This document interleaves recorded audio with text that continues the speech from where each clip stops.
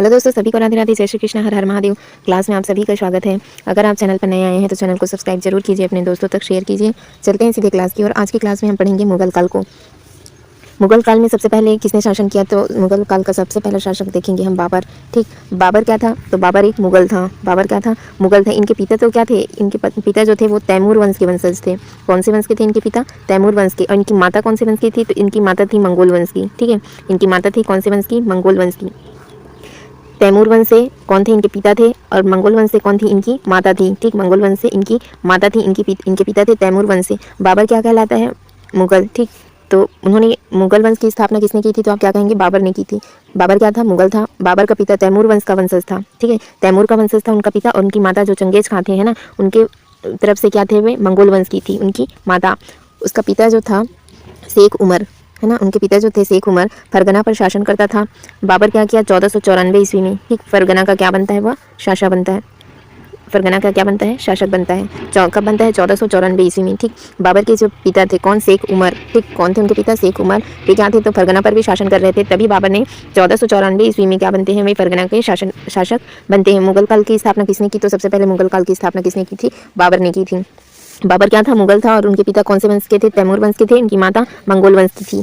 ठीक, उसके बाद क्या किया, देखो, बाबर का पहले नाम बाबर नहीं था। ठीक है, उनका क्या नाम था, तो जहीरुद्दीन मोहम्मद था। ठीक, जहीरुद्दीन मोहम्मद। बाबर ने क्या किया, भारत में मुगल शासन बनने से पर वो क्या किया, अपना नाम क्या रख लिया, वो बाबर रखा था। मुगल साम्राज्य का वो क्या था, संस्थापक था। बाबर का शासनकाल अगर पूछा जाए तो आप क्या कहेंगे, 1526 से 1530 ईस्वी तक बाबर ने क्या किया था, शासन किया था। ठीक, और बाबर का अगर नाम पूछा जाए तो आप क्या कहेंगे, जहीरुद्दीन मोहम्मद। जहीरुद्दीन मोहम्मद बाबर का नाम हुआ करता था पहले, लेकिन जैसे ही उसने क्या किया, मुगल शासक बना, है ना, मुगल वंश की स्थापना की, मुगल शासक बना, तो अपना नाम क्या रख लिया उसने, बाबर। और इनका शासनकाल पूछा जाएगा तो आप कहेंगे 1526 से 1530 ईस्वी तक। पानीपत का प्रथम युद्ध पूछा जाता है। देखिए, पानीपत का प्रथम युद्ध हुआ था 1526 में। किसके मध्य हुआ था, ये भी पढ़ेंगे। 21 अप्रैल को हुआ था। कब हुआ था, तो 21 अप्रैल 1526 को क्या हुआ था, पानीपत का युद्ध हुआ था। ये किनके बीच हुआ था, तो बाबर के बीच, बाबर और इब्राहिम लोदी के मध्य क्या हुआ था, पानीपत का प्रथम युद्ध हुआ था। अब इसको ध्यान से देखिए, बाबर को दिल्ली पर आक्रमण करने के लिए कौन कौन उकसाए थे, है ना, एक था दौलत खान लोधी, दूसरा कौन था, आलम खां। इन दोनों ने क्या किया था, बाबर को प्रेरित किया था कि तुम जाकर क्या करो, दिल्ली पर आक्रमण करो। फिर जो दौलत खां था वो किस पर अपना शासन बनना चाहता था, किसका शासक बनना चाहता था, यहाँ देखिए, इसको मैप के थ्रू समझते हैं। ठीक, ये हमारा हो गया पंजाब का इलाका यहाँ पर। ठीक, तो इस पंजाब पर कौन था जो शासक बनना चाहता था, तो दौलत खां था। दौलत खां किस पर शासन करना चाहता था, पंजाब पर। और ये यहाँ पर मिलेगा आपको दिल्ली। ठीक, तो दिल्ली पर कौन शासन करना चाहता था, तो आलम खां। आलम खां किस पर शासन करना चाहता था, दिल्ली पर। और दौलत खां किस पर शासन करना चाहता था, तो वो पंजाब पर शासन करना चाहता था। इस प्रकार से इन दोनों ने क्या किया था, तो बाबर को दिल्ली पर आक्रमण करने के लिए उकसाया था। फिर बाबर क्या करता है, 1526 ईस्वी में वह दिल्ली पर क्या कर देता है, आक्रमण किया। उस समय दिल्ली पर कौन शासन कर रहा था, तो इब्राहिम लोदी। उस समय दिल्ली पर कौन सा शासन कर रहा था, इब्राहिम लोदी शासन कर रहा था। ठीक, इब्राहिम लोदी उस समय दिल्ली का शासक था, जिस समय बाबर ने क्या किया था, आक्रमण किया था। यह आक्रमण कब हुआ था, तो बाबर ने 1526 ईस्वी में ही दिल्ली पर आक्रमण हुआ था। पानीपत का प्रथम युद्ध पूछा जाए तो आप क्या कहेंगे, 1526 ईस्वी में किसके बीच हुआ था, तो बाबर और इब्राहिम लोदी के बीच हुआ था। सेनाओं का जो आमना सामना हुआ पानीपत के मैदान में, इस युद्ध में क्या हुआ, तो बाबर की विजय हो गई थी। बाबर जीत गया था। 1526 ईस्वी में बाबर और इब्राहिम लोदी के मध्य युद्ध हुआ। तो 1526 ईस्वी के पानीपत के प्रथम युद्ध में किसकी विजय हुई थी, तो बाबर की विजय हुई थी। इसका मुख्य कारण क्या था, बाबर क्यों विजय हुआ, क्योंकि उसके पास क्या थे, घुड़सवार थे, है ना, घुड़सवार सेना थी। और क्या था, तुलुगमा पद्धति थी। और क्या था, बाबर का तोपखाना। इन सब से क्या हुआ था, बाबर को विजय बनाने में महत्वपूर्ण भूमिका निभाई थी। आपसे पूछा जाएगा पानीपत का प्रथम युद्ध कब हुआ, आप क्या कहेंगे, 1526 ईस्वी में। किनके मध्य हुआ, तो आप क्या कहेंगे, बाबर और इब्राहिम लोदी के मध्य हुआ। किसने इस युद्ध में विजय प्राप्त की, आप क्या कहेंगे, बाबर ने। किसने प्राप्त की, तो बाबर ने इस विजय में क्या की, सफलता हासिल की। बाबर ने इस युद्ध में सफलता हासिल की। 1527 ईस्वी में किसका युद्ध होता है, तो खानवा का युद्ध होता है। 1527 ईस्वी में खानवा का युद्ध हुआ था। किनके बीच हुआ था, तो ये हुआ था बाबर और किसके बीच, बाबर और राणा सांगा के बीच हुआ था। 1527 ईस्वी में, ये मोस्ट इंपॉर्टेंट क्वेश्चन है। 1527 ईस्वी में क्या होता है, खानवा का युद्ध होता है। किनके बीच होता है, बाबर और राणा सांगा के मध्य होता है। ठीक, पानीपत का जो प्रथम युद्ध हुआ था उसकी अपेक्षा ये क्या था, अधिक निर्णायक था। ठीक, क्यों, क्योंकि राणा सांगा जो था वो इब्राहिम लोदी की अपेक्षा क्या था, अधिक शक्ति जो दुर्जयी शत्रु था, है ना। और युद्ध में बाबर ने कौन सा नारा दिया था, इस युद्ध के बाद उसने जिहाद का नारा दिया था। बाबर ने कौन सा नारा दिया था, ये पूछा जाएगा, तो बाबर ने दिया था जिहाद का नारा।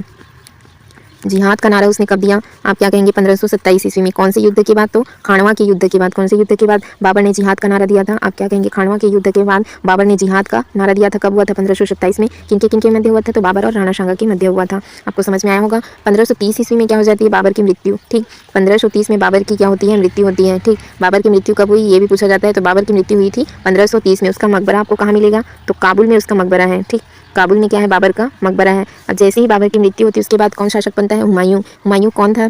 तो उसका पुत्र था। ठीक है, बाबर की मृत्यु के बाद कौन शासक बनता है? हुमायूं बनता है। 1530 ईस्वी में आगरा के सिंहासन पर ये बैठते हैं। कौन? हुमायूं। ठीक, 1530 में आगरा के सिंहासन पर बैठता है। उनके शासनकाल 2 कार्यकाल में बटा हुआ था। एक था 1530, ठीक है, 1530 से 1540, ठीक, 1530 से 1540 था, और दूसरा था 1555 से 1556। 1556 में इनकी मृत्यु हो जाती है। अब इनका कार्यकाल कैसे 2 भागों में बटा उसको हम देखेंगे। हुमायूं ने पिता की इच्छा अनुसार क्या किया था? तो साम्राज्य को विभाजित कर दिया था। जो कामरान था, कामरान, ठीक है, उसको कौन कौन से क्षेत्र दिए थे? कामरान को उसने 2 क्षेत्र दिए थे। कामरान को उसने कौन कौन से क्षेत्र दिए थे? काबुल दिए थे।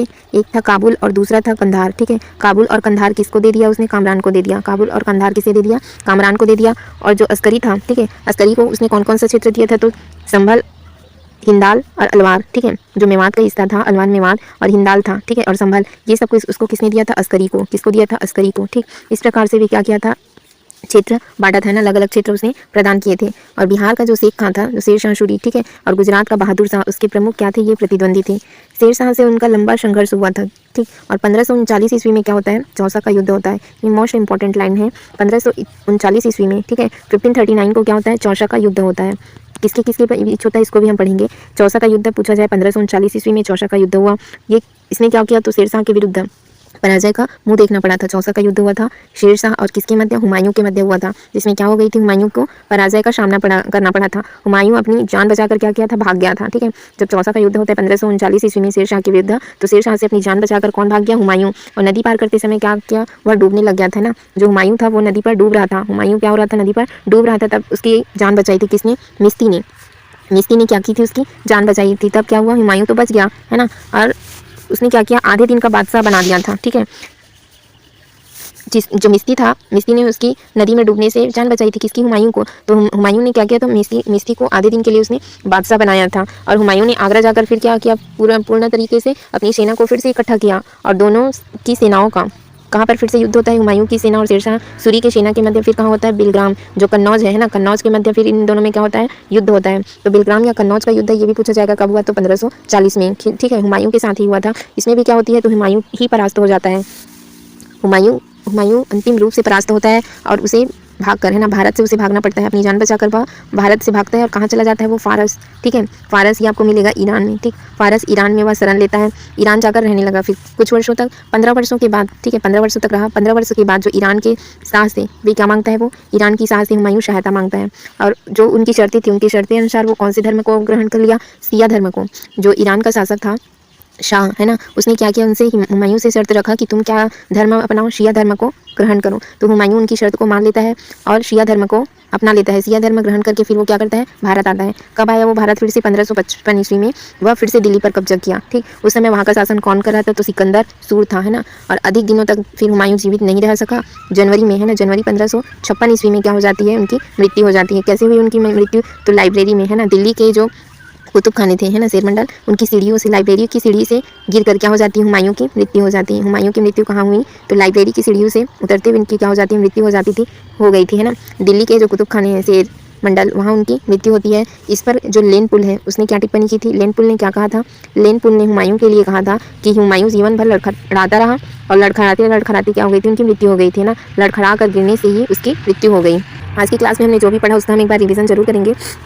हमने सबसे पहले देखिए मुगल काल में पहला शासक कौन था? तो बाबर था। ठीक, बाबर के पिता थे वो कौन से वंश के थे? तैमूर। उनकी माता कौन से वंश की थी? तो चंगेज खान की तरफ से मंगोल वंश की थी। ठीक है, और उसने क्या किया था? उनके पिता जो थे शेख उमर शाह, है ना, शेख उमर जो थे वे क्या थे? तो फरगना पर शासन कर रहे थे। तभी 1494 ईस्वी में फरगना का क्या बन जाता है? शासक कौन बनता है? बाबर। 1494 में बाबर क्या बनता है? फरगना का शासक बनता है। मुगल वंश के संस्थापक कौन है? तो मुगल के संस्थापक कौन है? बाबर।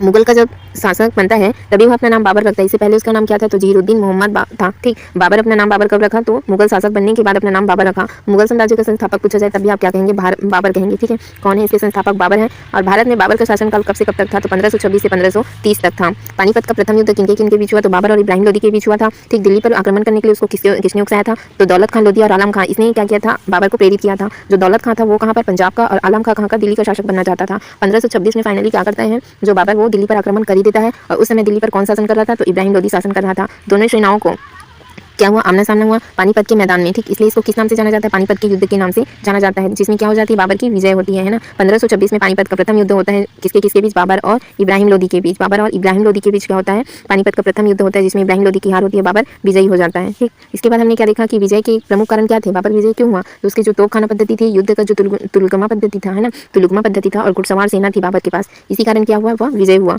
उसके बाद 1527 ईस्वी में बाबर ने क्या किया? खानवा का युद्ध किया। खानवा का युद्ध जब होता है, इसी में उसने कौन सा नारा दिया था? जिहाद का नारा दिया था। ठीक, जिहाद का नारा बाबर ने कब दिया? 1527 ईस्वी में। कौन से युद्ध के पश्चात? खानवा के युद्ध के पश्चात। खानवा का युद्ध किनके किनके बीच हुआ था? तो बाबर और राणा सांगा के मध्य हुआ था।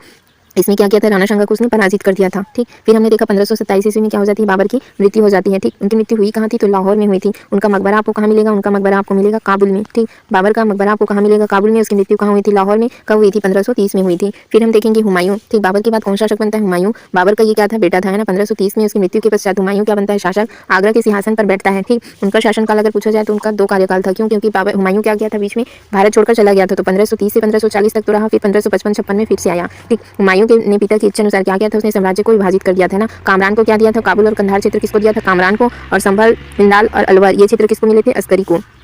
बिहार का जो शेर खां था, शेर शाह सूरी, तथा गुजरात का बहादुर शाह, ये क्या थे? उनके प्रमुख प्रतिद्वंदी थे। शेर शाह से उसका लंबा समय तक संघर्ष चला। और 1539 ईस्वी में कौन सा युद्ध हुआ? चौसा का युद्ध हुआ। हुमायूं और किनके बीच हुआ था? तो हुमायूं और शेरशाह के विरुद्ध हुआ था, है ना। तो शेरशाह के विरुद्ध पराजय का मुंह देखना पड़ा था। हुमायूं क्या हो गया था? पराजित हो गया था। हुमायूं क्या करता है? जान बचाकर भागता है, और नदी किनारे जैसे ही पहुंचता है तो वह नदी में डूबने लगता है। ठीक, फिर उसकी जान किसने बचाई थी? तो भीष्मी ने उसकी जान बचाई थी। उनकी जान बचाने के कारण भीष्मी को क्या किया था? वे आधे दिन का बादशाह बनाया था। हुमायूं ने आगरा पहुंचकर फिर क्या करता है? पुनः अपनी सेना को इकट्ठा करता है, और दोनों सेनाओं का कौन सा युद्ध होता है? फिर बिलग्राम का, या फिर किसका युद्ध कहते हैं? इसको कन्नौज का युद्ध कहते हैं। कि कब हुआ था? तो 1540 ईस्वी में हुआ था। ठीक, कन्नौज का युद्ध कब हुआ? 1540 ईस्वी में। इसी को किस नाम से जाना जाता है? बिलग्राम के युद्ध या कन्नौज के युद्ध के नाम से जाना जाता है। इसमें भी क्या हो जाती है? हुमायूं की हार हो जाती है ना। फिर वो क्या करता है? भारत छोड़कर कहाँ चला जाता है? फारस, ईरान चला जाता है 15 वर्षों तक। ठीक, वह रहता है। फिर क्या करता है? वह जो ईरान के शाह थे उनसे सहायता मांगता है। तो ईरान की शाह शर्त रखते हैं कि उन्हें कौन से धर्म अपनाना पड़ेगा? सिया धर्म। फिर सिया धर्म ग्रहण करके वापस फिर आया कहाँ? भारत। कब आया? 1555 में।